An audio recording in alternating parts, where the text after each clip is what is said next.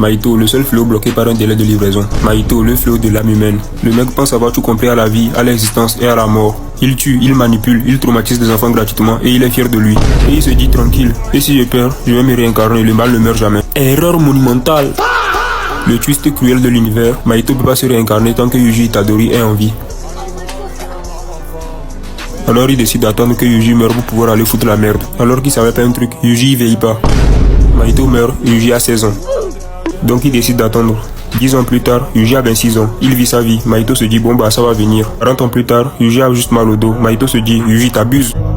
80 ans plus tard, Yuji pète la forme. Mahito coincé dans le néant. Il se dit putain, j'étais censé être une catastrophe naturelle.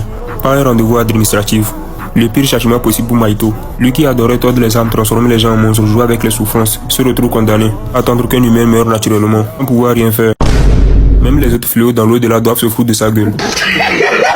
Des trucs du genre. Alors Mahito, toujours en pause?